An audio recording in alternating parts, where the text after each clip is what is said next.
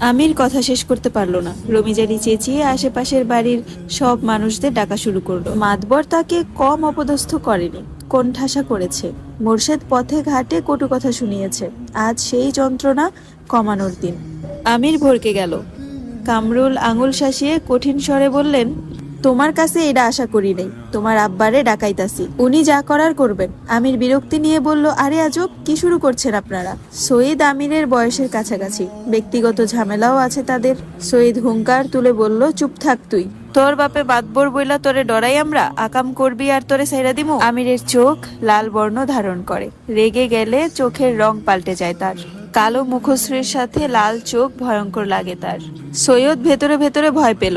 আমিরের হাতে কম মার খায়নি সে। তবে আজ সুযোগ আছে, পুরো গ্রামবাসী এক দলে। সে আজ কিছুতেই আমিরকে ছাড়বে না। ঢোক গিলে বলে, চোখ উল্টায় লাভ নাই।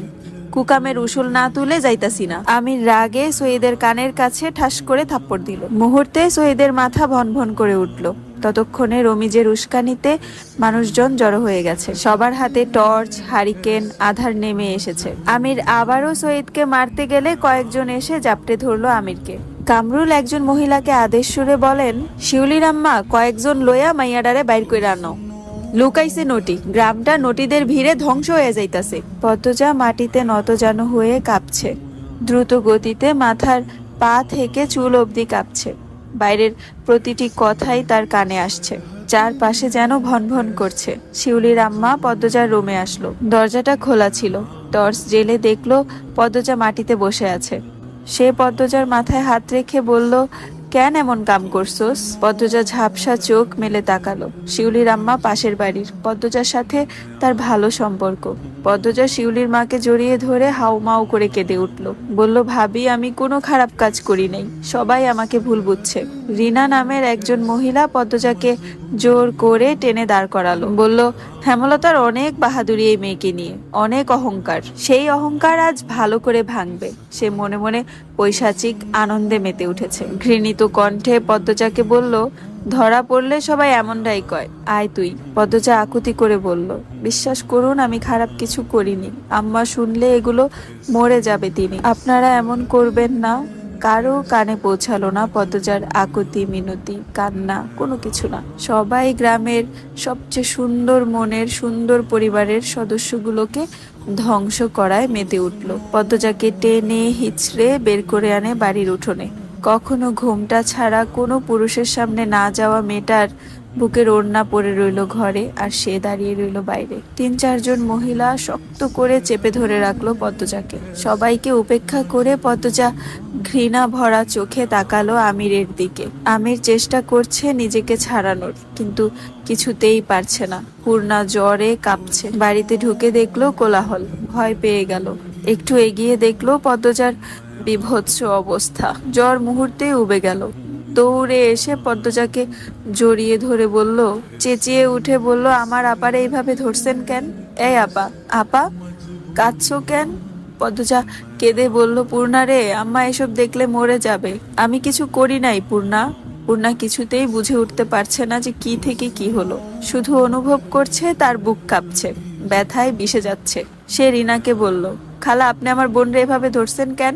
ছাড়ে না পারে। রিনা কর্কশ কণ্ঠে বলল, তোর বইনের রস বাইরা গেছিল, এর জন্য খালি বাড়িত বেটা সারা ডাইকাইন না রস কমাইছে। পূর্ণার গা রি রি করে উঠল। তেজ নিয়ে বলল, একদম খারাপ কথা বলবেন না, আমার আপা মোটেও এমন না।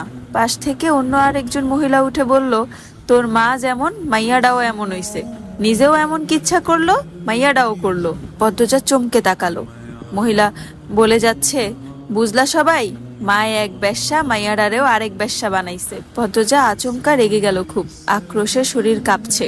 রিনা সহ 2 জন মহিলাকে ঠেলে ঠুলে সরিয়ে রাগে রি রি করতে করতে চেঁচিয়ে বলল, আমার মা নিয়ে কিছু বললে আমি খুন করব, মেরে ফেলবো, একদম জিভ টেনে ছিঁড়ে ফেলবো। পদ্মজার এহেন রূপে সবাই থতমত খেয়ে গেল। লম্বা চুলগুলো খোপা থেকে মুক্ত হয়ে পিঠময় ছড়িয়ে পড়ল। চোখের মনি অন্যরকম হওয়াতে মনে হচ্ছে কোনো প্রেতাত্মার আগে ফসফস করছে। গ্রামের কয়েক মহিলা আবার এটা বিশ্বাস করে পদ্মজা কোনো এক পরীর মেয়ে, তাই এত সুন্দর। এই মুহূর্তে তারা ভাবছে পদ্মজার ভিতরে কিছু একটা ঢুকেছে। তাই আগ বাড়িয়ে কেউ সামনে আসলো না। রিনা একাই এগিয়ে আসলো। পদ্মজার চুলের মুঠি ধরে বিশ্রী গালিগালাজ করলো। এরপর কামরুলকে বলল, কামরুল ভাই, এই বান্দিরে বান্ধা লাগবো। পূর্ণা, প্রেমা পদ্মজাকে ছাড়াতে গেলে সঈদ সহ আরো 3-4 জন আসলো। অন্ধকারের ভিড়ে পড়ে পদ্মজা, পূর্ণা, প্রেমা বাজে ভাবে উত্ত্যক্ত হলো। কয়েকটা কালো হাত নিজেদের তৃপ্তি মিটিয়ে নিল। 3 বোনের কান্না, আর্তনাদ কারো হৃদয় ছুঁতে পারল না। হেমলতার অনুপস্থিতিতে তার আদরের 3 কন্যার জীবন্ত কবর হচ্ছিল। বাধা দেওয়ার কেউ ছিল না। নৌকা ছাড়ার পূর্বে আকাশের কালো মেঘের ঘন ঘাটা চোখে পড়ল। তার কিছুক্ষণ পরে হঠাৎ ঝমঝমিয়ে বৃষ্টি নেমে পড়ল। খোলা নৌকা হওয়াতে চোখের পলকে যাত্রী 5 জন কাক ভেজা হয়ে গেল। ভিজলেন না হেমলতা, মোর্শেদ ছাতা ধরে রেখেছেন। বজ্রপাতের সাথে সাথে হেমলতার আত্মা দুলে উঠছে, মনটা খচখচ করছে। তিনি জলের দিকে স্থির চোখে তাকিয়ে রইলেন। জলে বৃষ্টির ফোঁটা পড়ার সঙ্গেই বলের মতো একদলা পানি লাফিয়ে উঠছে। এরপর ছোট্ট ছাতার মতো আকৃতি নিয়ে চারপাশে প্রসারিত হয়ে হাওয়া মিলিয়ে যাচ্ছে। দেখতে সুন্দর, কিন্তু সেই সৌন্দর্য মনে ধরছে না। অজানা আশঙ্কায় তিক্ত অনুভূতি হচ্ছে। মোর্শেদ গলা খাকারি দিয়ে হেমলতার দৃষ্টি আকর্ষণ করার চেষ্টা করলেন। এরপর বললেন, কিছু খাইবা? হেমলতা নিরুত্তর। মোর্শেদ সূক্ষ্ম হাসি হেসে বলল, আর কিছুক্ষণ, আয়াই পড়ছি। হেমলতা কিচ্ছুটি বললেন না, নিরুত্তরেই বসে রইলেন। বৃষ্টির স্পর্শে নিয়ে আসা হাওরের হিমেল বাতাসের ছোঁয়া লাগছে চোখে মুখে। হাওরের ঘোর লাগা বৃষ্টি দেখতে দেখতে তন্দ্রা এসে ভর করে হেমলতার চোখে। হেমলতা নিকাব খুলে চোখে মুখে পানি দিয়ে তন্দ্রা কাটান। এরপর ক্লান্ত চোখ দুটি মেলে তাকান মোর্শেদের দিকে। মোর্শেদের হাতে হাত রেখে বলেন, আমার এত খারাপ লাগতেছে কেন? বুক পোড়া কষ্ট হচ্ছে। মোর্শেদ হেমলতার কণ্ঠ শুনে সহসা উত্তর দিতে পারলেন না। চিত্ত ব্যথায় ভরে উঠল।